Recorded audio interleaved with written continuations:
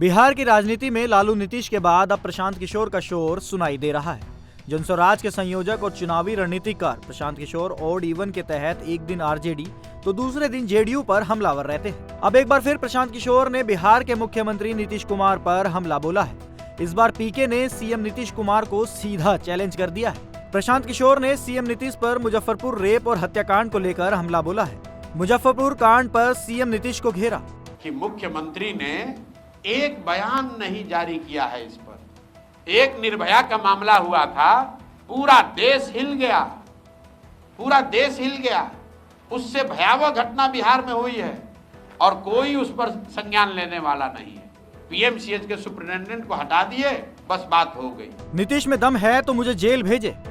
Press conference के दौरान प्रशांत किशोर ने कहा कि नीतीश कुमार मानसिक रूप से स्वस्थ नहीं है। हमसे क्या सामना करेंगे? हमारे आपने अगर सामना देखा ही होगा, प्रशांत किशोर उनके अफसर से डरने वाला, नीतीश कुमार से डरने वाले नहीं, तो नीतीश कुमार के अफसर से हम डरेंगे? देखिए, बात यह है कि जब जिस सरकार का मुखिया शारीरिक और मानसिक तौर पर उस पद के लिए फिट नहीं है तो यही होगा। मान लीजिए कि आप सेना में लड़ने गए हैं और आप फिजिकली फिट नहीं हो तो आप लड़ पाएंगे? बिहार के मुख्यमंत्री के तौर पर नीतीश कुमार शारीरिक और मानसिक तौर पर फिट नहीं है उस पद पर रहने के लिए। और ये बात हम डंके की चोट पर कह रहे हैं, कैमरे पर दावा कर रहे हैं कि अगर है दम तो मेडिकल सर्टिफिकेट जारी कर दीजिए। लोग हम कोई किसी पर इल्जाम लगाते हैं तो कहता है कोर्ट में ले जाएंगे। हम नीतीश कुमार में दम है तो हमको कोर्ट में ले चले कि वो मानसिक तौर पर स्वस्थ है। हम कह रहे हैं कि मानसिक तौर पर ये आदमी स्वस्थ नहीं है, गंभीर बीमारी इनको है। और अगर हम गलत बोल रहे हैं तो हमको कोर्ट में ले चलिए, मानहानि कीजिए, हम पर केस कीजिए। नीतीश कुमार गंभीर मानसिक बीमारी से जूझ रहे हैं, वो मुख्यमंत्री पद पर रहने के स्थिति में नहीं है। जिस व्यक्ति को प्रधानमंत्री का नाम भूल जा रहा है, जो व्यक्ति, उसको आप समझ रहे हैं कि वो बिहार की समस्याओं को निपटाएगा। जिस व्यक्ति को अपना नाम भूल जा रहा है, जिस व्यक्ति को ये नहीं पता चल रहा है कि अभी राष्ट्रगान चल रहा है कि कोई कव्वाली गान बज रहा है। आप बताइए, किसी सामान्य परिवार का लड़का, अगर आपका बच्चा टीचर होता है, उसकी फिजिकल फिटनेस जांच होती है, उसका मेडिकल होता है, बिना मेडिकल के, बिना फिजिकल के टेस्ट के आपको नौकरी मिल सकती है। मुख्यमंत्री का फिजिकल फिटनेस कोई नहीं देख रहा है।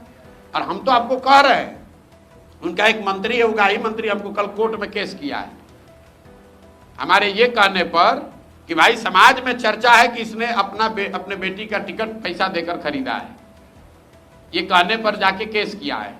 तो भाई मुख्यमंत्री को सीधे कह रहे हैं कि आप मानसिक तौर पर बीमार हैं, स्वस्थ नहीं हैं, और अगर हमारी बात गलत है तो हम पर केस कीजिए, हम पर मानहानि कीजिए, हमको कोर्ट में ले जाइए, जेल में ले जाइए, दिखाइए मेडिकल अपना जांच दिखाइए कि आपको मानसिक रोग है कि नहीं है, मानसिक तौर पर आप अस्वस्थ है कि नहीं है, दिखाइए। अगर नहीं है तो कल आप हम पर केस कीजिए। इसमें डरने की क्या बात है? सत्य बात है, इसमें झूठ बोलने की क्या बात है? भाई हमको कोई डर नहीं है। उनको कह रहे हैं कि मानसिक तौर पर नीतीश कुमार स्वस्थ नहीं है, उनको स्वेच्छा से पद छोड़ देना चाहिए, इलाज कराना चाहिए। और भाजपाइयों को एक मानसिक तौर पर अस्वस्थ व्यक्ति को बिहार के 13 करोड़ लोगों पर थोपना नहीं चाहिए। 12, 14, 15 सांसदों के लालच में, समर्थन के लालच में इन्होंने बिहार पर एक ऐसे व्यक्ति को मुखिया बनाकर थोपा हुआ है जो मानसिक शारीरिक तौर पर उस पद की गरिमा और उस पद के कर्तव्यों को निभाने में सक्षम नहीं है। पीके के इन आरोपों पर आपका क्या सोचना है, हमें कमेंट सेक्शन में कमेंट करके जरूर बताएं। और तब तक के लिए आप देखते रहिए इंडिया टीवी।